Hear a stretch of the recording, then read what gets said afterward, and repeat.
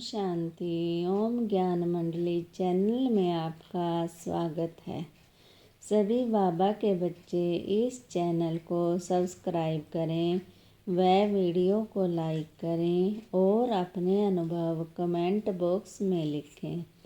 ओम शांति। आज 21 तारीख 2025 के मुरली से प्रश्न उत्तर इस प्रकार हैं।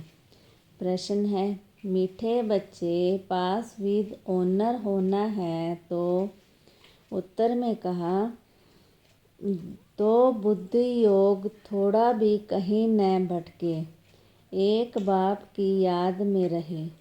देह को याद करने वाले ऊंच पद नहीं पा सकते। सबसे ऊंची मंजिल कौन सी है? उत्तर में कहा, आत्मा जीते जी मरकर एक बाप की बने और कोई याद न आए। देह अभिमान बिल्कुल छूट जाए, यही है ऊंची मंजिल। निरंतर देही अभिमानी अवस्था बन जाए, यह है बड़ी मंजिल। इसी से कर्मातीत अवस्था को प्राप्त करेंगे। अगला मुरली से प्रश्न है, अब यह गीत भी रोंग है, प्यार के बदले क्या होना चाहिए? उत्तर में कहा, ज्ञान का सागर प्यार का कोई लोटा नहीं होता।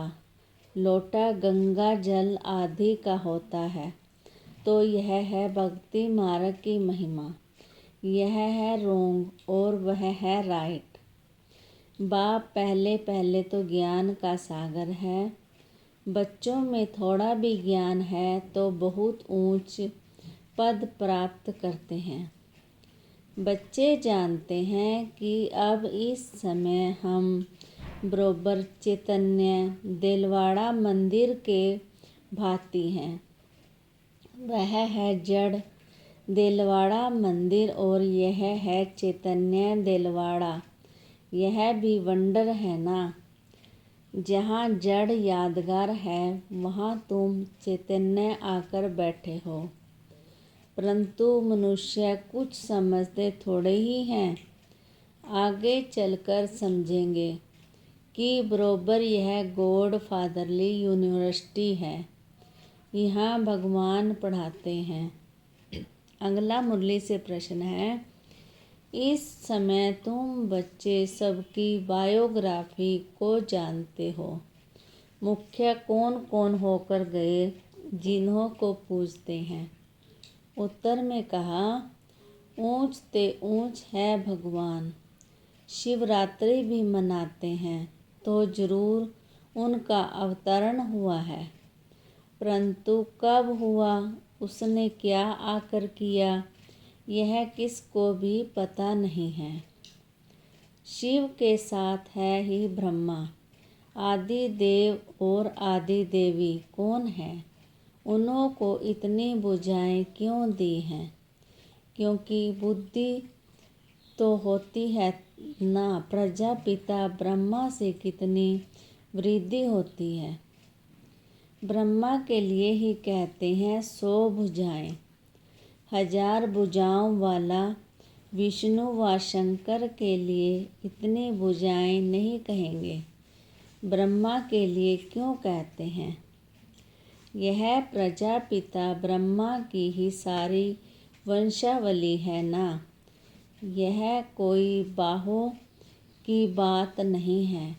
वह भल कहते हैं 1000 भुजाओं वाला ब्रह्मा, परंतु अर्थ थोड़े ही समझते हैं। अब तुम प्रैक्टिकल में देखो, ब्रह्मा की कितनी भुजाएं हैं। यह है बेहद की भुजाएं। प्रजापिता ब्रह्मा को तो सब मानते हैं, परंतु ऑक्यूपेशन को नहीं जानते। आत्माएं की तो बाहें नहीं होती, बाहें शरीर की होती हैं। इतने करोड़ ब्रदर्स हैं तो उन्हों की भुजाएं कितनी हुई? अगला मुरली से प्रश्न है, ज्ञान का सागर श्री कृष्ण को नहीं कहेंगे। वह है? उत्तर में कहा, रचना। रचता एक ही बाप है। बाप की सबको वर्षा देंगे, घर ले जाएंगे। बाप का तथा आत्माओं का घर है ही साइलेंस होम। विष्णुपुरी को बाप का घर नहीं कहेंगे। घर है मूल वतन, जहाँ आत्माएं रहती हैं। यह बातें सेंसिबल बच्चे ही धारण कर सकते हैं। इतना सारा ज्ञान कोई की बुद्धि में याद रह न सके। इतने कागज लिख सकते हैं। यह मुरलियाँ भी सबकी सब इकट्ठी करते जाएं तो इस सारे हाल में जास्ती हो जाए। उस पढ़ाई में भी कितने ढेर किताब होते हैं। इम्तिहान पास कर लिया, फिर तंत बुद्धि में बैठ जाता है। बैरिस्ट्री का इम्तिहान पास कर लिया, एक जन्म के लिए अल्पकाल सुख मिल जाता है। वह है विनाशी कमाई। अगला मुरली से प्रश्न है, तुम जानते हो यह बना बनाया ड्रामा है, जिसको दुनिया में कोई नहीं जानते। तुम्हारे में भी हैं जिनको धारणा होती है। उत्तर में कहा, नंबरवार। कई तो बिल्कुल कुछ भी समझा न सकते।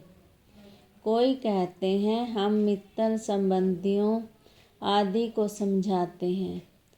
वह भी तो अल्पकाल हुआ ना। औरों को प्रदर्शनी आदि क्यों नहीं समझाते? पूरी धारणा नहीं है। अपने को मियाँ मिट्ठू तो नहीं समझना है ना। सर्विस का शौक है तो जो अच्छी रीति समझाते हैं उनका सुनना चाहिए।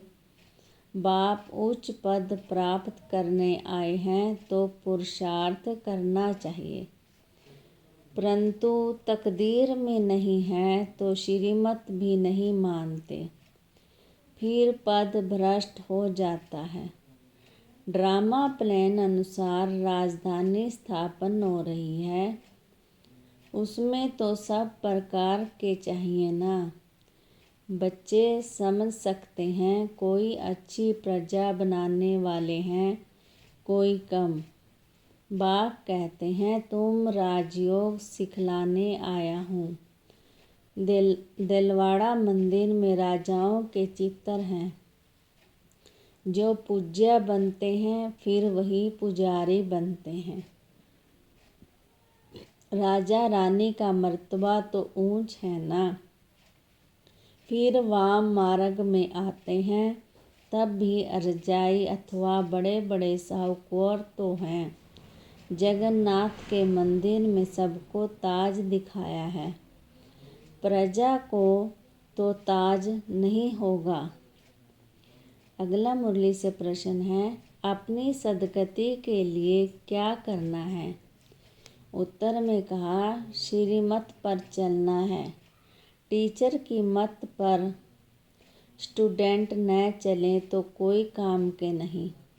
नंबरवार पुरुषार्थ अनुसार तो सब हैं।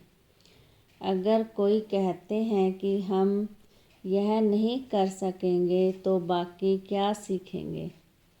सीख कर होशियार होना चाहिए। जो कोई भी कहे यह समझाते तो बहुत अच्छा है, परंतु आत्मा जीते जी मरकर एक बाप की बने और कोई याद न आए, देह अभिमान छूट जाए, यह है ऊंची मंजिल। सब कुछ भूलना है, पूरी देह अभिमानी अवस्था बन जाए, यह बड़ी मंजिल है। वहाँ आत्माएं हैं ही अशरीरी, फिर यहाँ आकर देह धारण करती हैं। अब फिर यहाँ इस देह में होते हुए अपने को अशरीरी समझना, यह बहुत मेहनत है। अपने को आत्मा समझ कर्मातीत अवस्था में रहना है। सर्प को भी अक्ल है ना, पुरानी खाल छोड़ देते हैं तो उनको देह अभिमानी से कितना निकलना है। ओम शांति। आगे की मुरली मंथन के लिए बने रहें ओम ज्ञान मंडली चैनल पर। ओम शांति।